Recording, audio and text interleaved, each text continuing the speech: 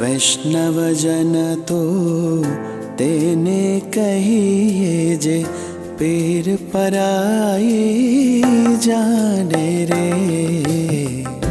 वैष्णव जन तो तेने कहिए जे पीड़ पराई जाने रे। पर दुखे उपकार करे तोए मन अभिमान न आने रे। वैष्णव जन तो तेने कहिए जे पीड़ पराई जाने रे।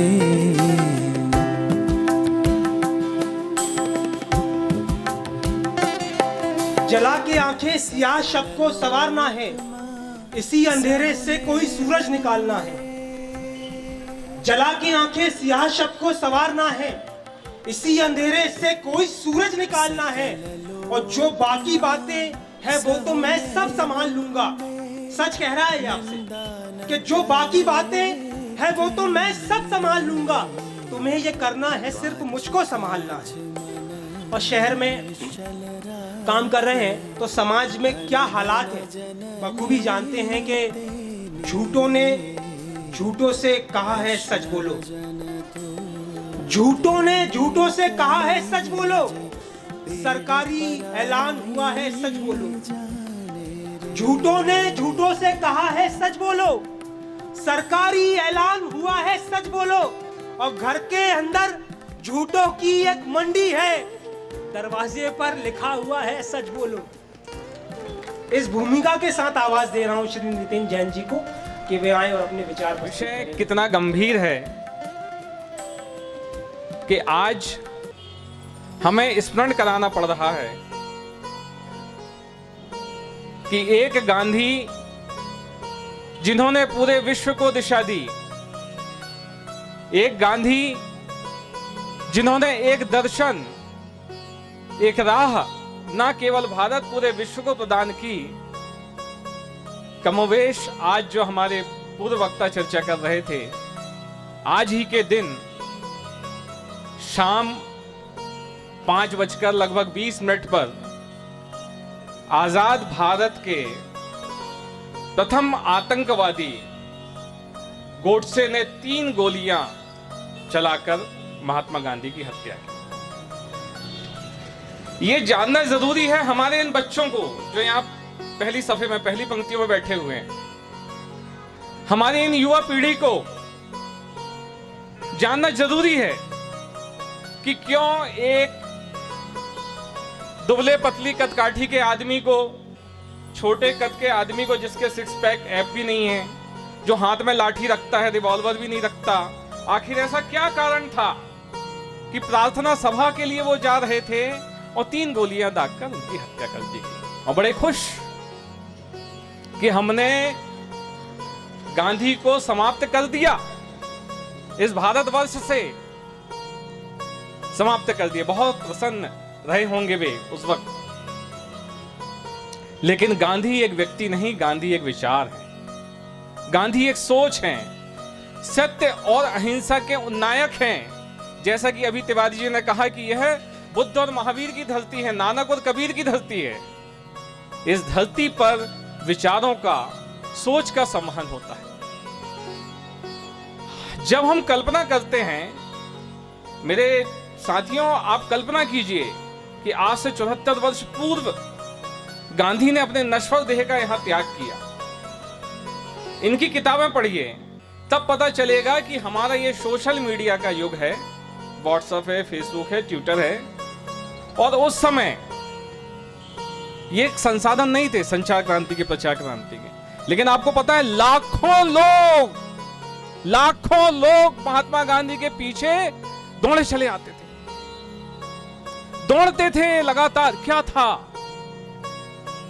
ऐसा क्या था उन महात्मा गांधी में? एक सोच थी, एक अभिलाषा थी, एक आंखों में सच्चाई थी जो एक आम जन को दिखाई देती। तो आज हम यदि स्मरण कर रहे हैं तो साथ ही स्मरण करते हुए हमारा दायित्व बढ़ता है हमारे बच्चों का। हमें चिंतन करना है कि इसके पहले हम क्या थे, आज क्या है और आगे के लिए हमारी क्या योजना है। तब हम एक स्वस्थ समाज का, एक स्वस्थ वातावरण का निर्माण कर पाएंगे जहां पर हम प्रेम के साथ खुशबू लेते हुए जीवन बिता सकें। आप कल्पना कीजिए कि महात्मा गांधी की अप्रोच कितनी स्ट्रांग थी। उन्होंने क्या नाम दिया? सत्याग्रह। महात्मा गांधी को जानना है, समझना है तो उनके एक एक शब्द पर चिंतन करिए। घंटों जीवन व्यतीत हो जाएगा। आप उसकी तह तक जब पहुंचेंगे तो असीम सुख और शांति का अनुभव होगा। सत्याग्रह है, सत्य के लिए आग्रह। सत्य धन आग्रह है, हम सत्य के लिए आग्रह कर रहे हैं। आप विशालता देखिए हृदय की। सविनय अवज्ञा आंदोलन, हम अवज्ञा करेंगे आपके हर कानून की, लेकिन विनय पूर्वक। कहीं भी अविनय नहीं होगी, न्यूसेंस क्रिएट नहीं करेंगे, विनय पूर्वक करेंगे। असहयोग आंदोलन, खाली उनके नाम में वो बात होती थी जो हमारे आमजन पहुंचते थे। असहयोग, आपको जो करना है करिए, हम इसमें सहयोग नहीं करेंगे। भारत छोड़ो आंदोलन, भारत छोड़कर आप जाइए, दैट्स इट, बात समाप्त होती है। तो वो महात्मा गांधी थे। आज गांधी और राम पर बहुत अच्छी विचार विवेचना शेफाली जी ने भी यहां रखी है और ये चिंतन का विषय है। तो ये हमारा नैतिक दायित्व है। यदि हम गांधी पर चर्चा करें, और भी वक्ता हैं, मैं बहुत लंबे समय तक बातें कर सकता हूं, लेकिन मेरा आह्वान सिर्फ हमारी युवा पीढ़ी से रहेगी कि जिस प्रकार हमारे घर में रामायण का स्थान है, जिस प्रकार हमारे घर में गीता का स्थान है, वैसा ही हमारे घर में महात्मा गांधी की आत्मकथा सत्य के प्रयोग का स्थान होना चाहिए। आप खरीदिए सत्य के प्रयोग, ये उनकी आत्मकथा है। इसमें आत्म प्रशंसा नहीं है, ये उन्होंने स्वयं, आप जब पढ़ेंगे समझेंगे कि सत्य के प्रयोग, एक्सपेरिमेंटल ट्रुथ, कि भाई सत्य के कैसे कैसे प्रयोग उन्होंने जीवन में किया, किस प्रकार एक जीवन दर्शन चलते चलते साउथ अफ्रीका से भारत, और भारत से फिर अंग्रेजों से बाहर, अंग्रेज भारत से बाहर, कैसे वो सारी क्रांतियां हुई और किस प्रकार एक विचार जन जन तक प्रवाहित हुआ, यह हमें जानना है। तो सत्य के प्रयोग हमें पढ़ना आवश्यक है, न केवल पढ़ना आवश्यक, चिंतन आवश्यक है कि उस समय क्या था, आज क्या है, और आगे के लिए हमारी क्या योजनाएं हैं, हमारे बच्चों के लिए क्या योजनाएं हैं, हम कैसा भारत देना चाहते हैं।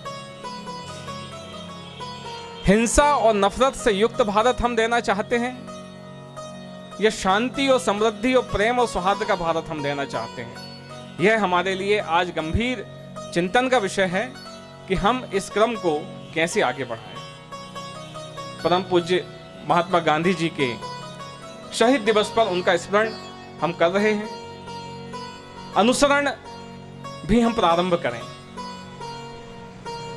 अनुसरण करने का ही परिणाम है कि आज तमाम विपरीत परिस्थितियों के बाद भी आज हमारा देश स्थिर है और अडिग है।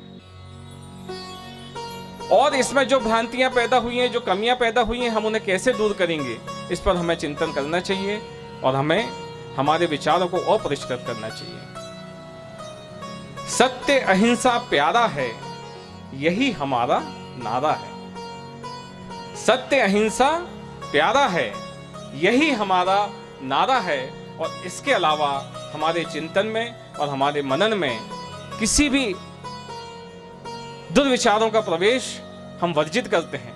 हम यह संकल्प लें और पूज्य महात्मा गांधी के विचारों का अनुसरण करते हुए भारत की नव पीढ़ी को, नौजवान पीढ़ी को नई दिशा प्रदान करें।